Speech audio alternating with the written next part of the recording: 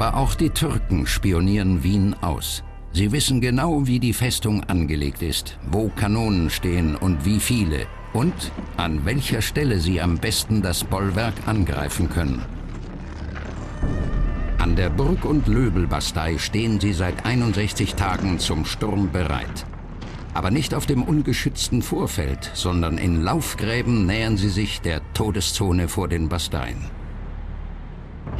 Die Türken greifen die beiden stärksten Punkte der Festung Wien an, die Löbelbastei und die Burgbastei. Sie tun das nicht von ungefähr, sie haben ihre guten Gründe, denn die anderen Teile der Festungsanlage sind zum einen von der Donau umgeben, zum anderen von einem wasserbespülten Wassergraben der Festung. Das heißt, sie hätten in diesen Gebieten ihre Minierungsarbeiten nicht so gut vorantreiben können, sie hätten nicht so tief graben können, um ihre Tunnel an die Festung heranzuführen.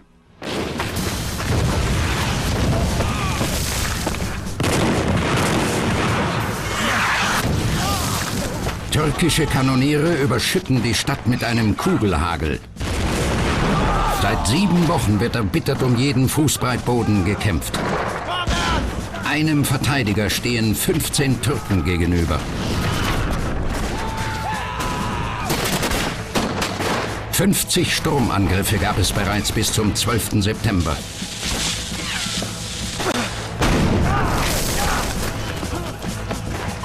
Nur noch 4000 Verteidiger stehen gegen Zehntausende türkische Soldaten.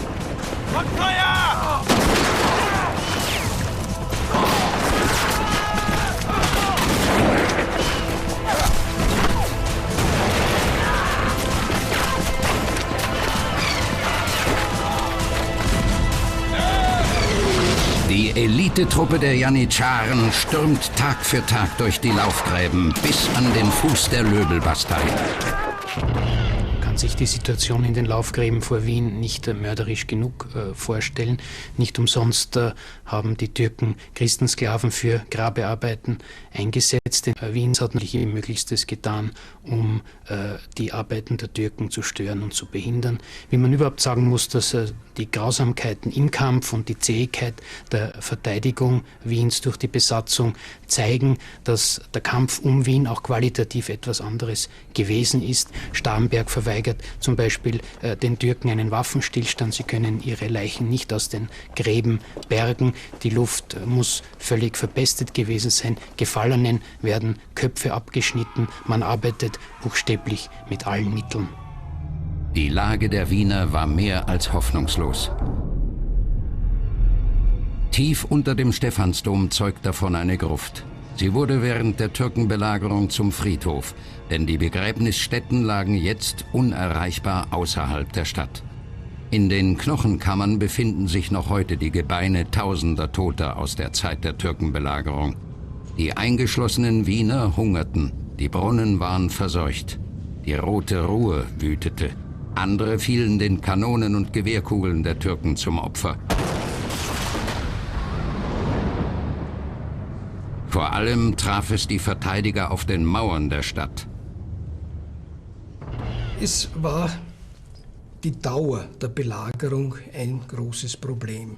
16.000 Soldaten standen der Stadt als Verteidiger zur Verfügung, doch gegen das Ende der Belagerung waren nur noch etwa 4.000 bis 5.000 wirklich einsatzfähig, alle anderen waren gefallen oder verwundet worden.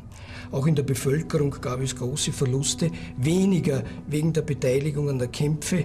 Die Wiener haben sich nur sehr ungern am effektiven Kampf beteiligt, sondern vor allem auch durch die Seuchen, die in der Stadt herrschten und die viele Opfer kosteten. Wien war nicht länger zu halten. Des Nachts machte ich mich auf den gefährlichen Ritt durch das feindliche Lager. Es war die einzige Möglichkeit, das Hilfegesuch Starhembergs an den Oberkommandanten des Entsatzheeres zu überbringen. Die Streiter des Islam hielten Wache. Niemand von ihnen ahnte, dass ich auf der Seite der Ungläubigen stand, wie sie uns nannten, und geheime Nachrichten übermittelte. Es war ein riskantes Unternehmen, denn vor mir hatten sie schon 2 Kundschafter entdeckt und geköpft. Ich war für die Türken kein Unbekannter und als Orientwarenhändler mit ihrer Sprache und ihren Sitten bestens vertraut.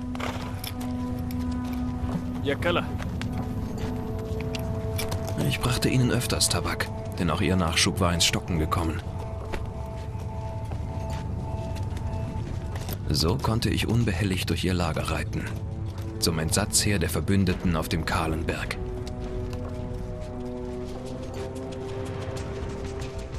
Fast 200.000 Mann lagern unter dem Halbmond vor Wien.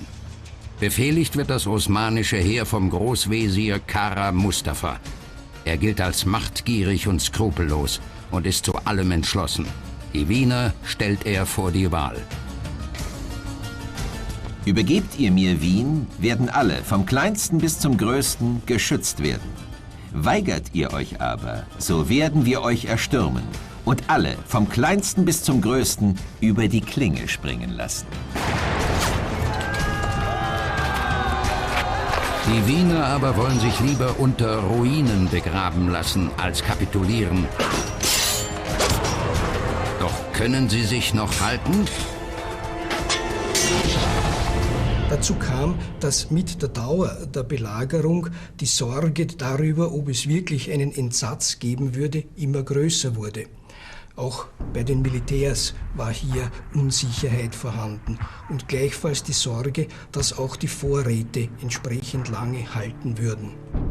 Wien war kaum noch zu halten, aber Kara Mustafa hatte einen entscheidenden Fehler gemacht. Er verkannte die strategische Bedeutung der Wiener Höhen. Das gab der alliierten Armee die Möglichkeit, den Osmanen in den Rücken zu fallen. Mit 75.000 Mann in 3 Heeresgruppen wollten sie angreifen.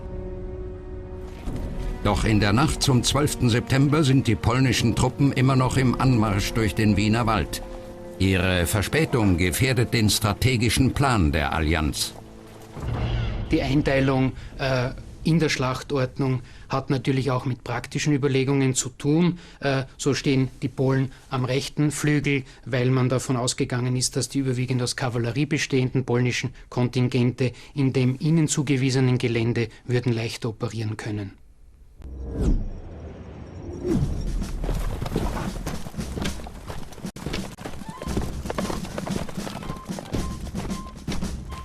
Als ich im Hauptquartier der Alliierten auf dem kahlen Berg ankam, sah ich zu meiner Erleichterung, alle bereiteten sich auf die kommende Schlacht vor.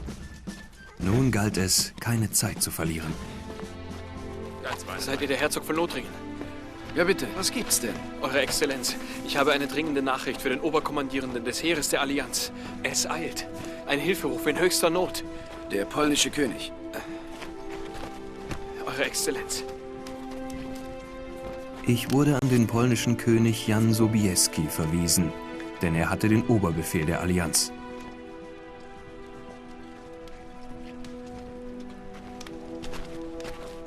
Graf von Starnberg schreibt, Sie können die Stadt auf keinen Fall länger halten. Es ist nur noch eine Frage von Stunden. Dann sollten wir nicht mehr länger zögern und Wien das Zeichen geben, dass der kahle Berg in unserer Hand ist. Und wir noch heute zum Angriff bereit sind.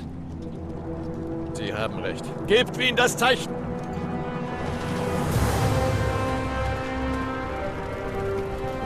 Ein Zeichen der Hoffnung. Das Entsatzheer der Verbündeten steht endlich bereit. Mit vereinten Kräften soll der Belagerungsring um Wien gesprengt werden. In der Feldherrenhalle in Wien ist der Generalstab der Heiligen Liga versammelt. Aus dem Deutschen Reich haben sich die Kurfürsten von Sachsen und Bayern dem Bündnis angeschlossen. Auch Hermann von Baden beteiligt sich am Feldzug gegen die Osmanen. Aber Kaiser Leopold I. hält sich fern von Wien. Er hat Karl von Lothringen zum Feldherrn der Habsburger gemacht. Dieser kam auf die geniale Idee, die Türken von den Wiener Höhen aus anzugreifen.